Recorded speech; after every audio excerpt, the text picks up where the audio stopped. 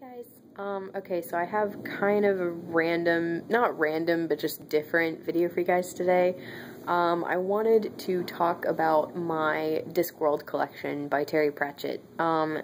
These are the Discworld books that I own to date, and I wanted to tell you guys, give you guys synopsises and stuff like that. I'm probably going to make this 2 parts because I have 11 books in this collection, and I got this idea from Jean over at Bookish Thoughts, although this is really, hers inspired mine rather than mine being, rather than me doing the same video, because she has actually read the Discworld books, so her videos are much more educational about them. What she does is she talks about really good books in the Discworld series to start with if you've never read Discworld before, and what I'm going to do is basically just talk about my collection and why I chose these particular branches of Discworld, because there are about 40 Discworld books, and so you can really choose really any branch of Discworld that you want. You don't have to start with the very first one and then end with the most recently published one.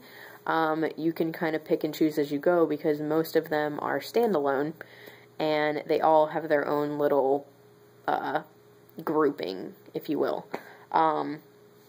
So yeah, and I will link Jean's channel down below, since I basically got this idea from her. And again, hers are more educational, so if you really want to know about what Discworld books you should start reading, go look at her video, because I have yet to read any of these, to be truthful. I got maybe 50 pages into 2 of them, but then decided that I was going to rearrange the order in which I was reading them. Okay, so I will start with the standalones and the books in the Rincewind section, or branch of Discworld, and then my second video will be about the witches and death books that I have. Okay, so starting with the standalones. Actually, no, I'll start with the 2 Rincewind ones, because those are the first 2. Color of Magic and The Light Fantastic. These are the first 2 ever Discworld, or ever 2 Discworld books ever written. And they're to do with Rincewind the Wizard, and I will read you guys the backs of these. It says, "The Color of Magic is Terry Pratchett's maiden voyage through the now legendary land of Discworld. This is where it all begins, with the tourist Two-Flower and his wizard guide Rincewind. In The Light Fantastic, only one individual can save the world from a disastrous collision. Unfortunately, the hero happens to be the singularly inept wizard Rincewind, who was last seen falling off the edge of the world." I'm really excited about these because a lot of people say that these 2 are not the 2 to start with, that, okay, people say that this one isn't that good because since it's the very first Discworld novel, there's a lot of background information, so a bunch of people say that it kind of got boring, and that also, since Terry Pratchett's writing just got better and better as the series went along, since this is the first one, it's not his best.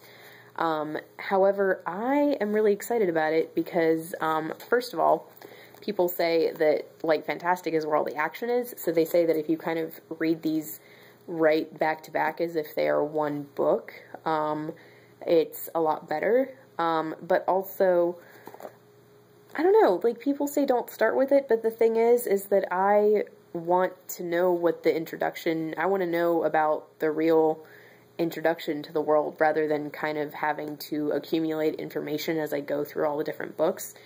And also, I think it's very interesting to see authors, to see an author's writing progress as he writes a series. So I think this is going to be good. I'm excited about this. And I'm really excited about these 2 together. And I think that I will start with these 2. Originally I was going to start with one of the ones I already owned, but I think I'm going to start with these 2 and then go somewhere different from there. And now for the standalones. And actually this one isn't a standalone, but I don't own the sequel, so yeah. But this is Going Postal, which is the first in the Moist von Lipwig duology, and there is a third one in this, or in his adventures, coming out sometime soon. I think it's called Raising Taxes. But yes, I will read you guys the back of this one. It says, by all rights, Moist should be meeting his maker rather than being offered a position as postmaster by Lord Veterinary, supreme ruler of Ankh-Morpork. Getting the moribund postal service up and running again, however, may prove an impossible task, what with literally mountains of decades-old undelivered mail clogging every nook and cranny of the broken-down post office. Worse still, Moist could swear the mail is talking to him. Worst of all, it means taking on the gargantuan, greedy, Grand Trunk Clacks communication monopoly and its bloodthirsty, piratical headman. But if the bold and undoable are what's called for, Moist's the man for the job. To move the mail, continue breathing, get the girl, and specially deliver that invaluable commodity that every being, human or otherwise, requires. Hope.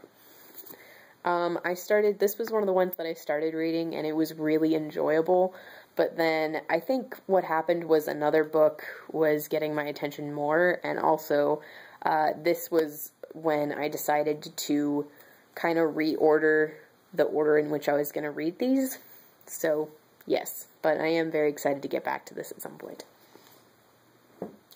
And next we have Guards, which is the first book in his Night Watch series, which this is the only one I have, but I saw that it had dragons, so I was like, yes please.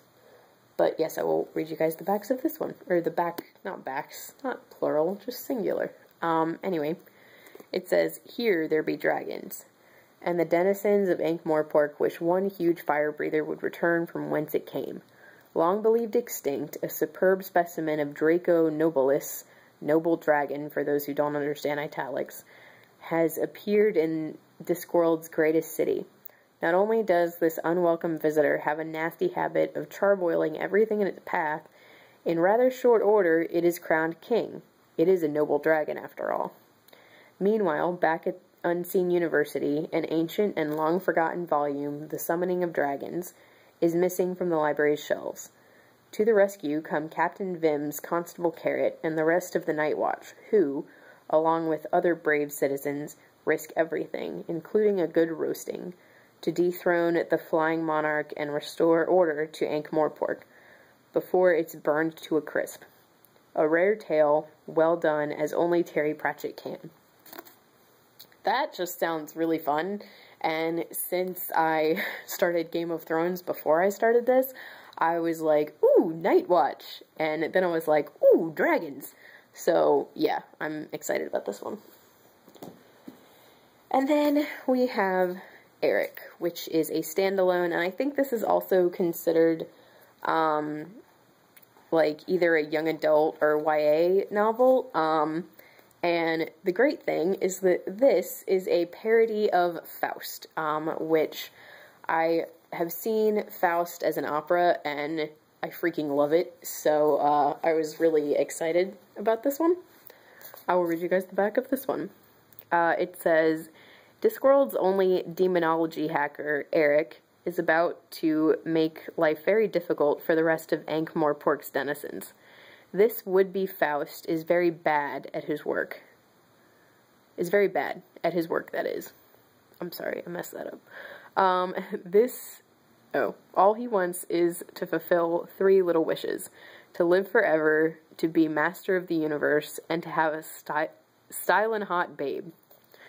But Eric isn't even good at getting his own way. Instead of a powerful demon, he conjures, well, Rincewind, a wizard whose incompetence is matched only by Eric's. And, as if that wasn't bad enough, that lovable travel accessory, the luggage, has arrived too. Accompanied by his new best friends, there's only one thing Eric wishes now, that he'd never been born. So, yeah, this being a comedy, of Faust, or a satire of Faust, just, oh my gosh, and I was just so excited. And I also did not know that Rincewind was the wizard who replaced the demon, so that's going to be really fun. And then, last but not least of the, well, this isn't actually, no, I guess this is a standalone. It is Equal Rights, and this cover. Can we just talk about it? Because it is gorgeous. Oh my gosh, it's so beautiful. But yes, this is a standalone. It does have an appearance by the witches, so a lot of people say that you can read this one first, but that you don't have to, because the witches branch of Discworld doesn't technically start until you get to Weird Sisters. But I think I will start with this one just because it is their first appearance, whether or not the story revolves around them or not. So, yeah. Okay, I'll read you guys the back of this one. It says, "The last thing the wizard Drumbillet did before death laid a bony hand on his shoulder was to pass on his staff of power to the 8th son of an 8th son.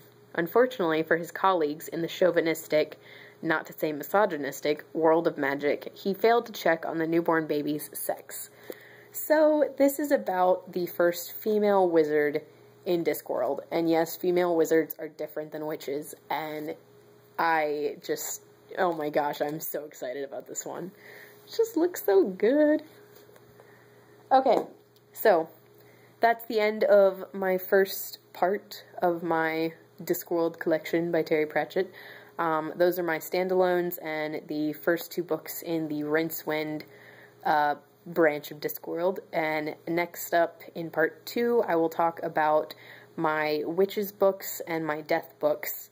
And, yeah, so look out for that. And thank you guys so much for watching, and I will talk to you guys later. Bye.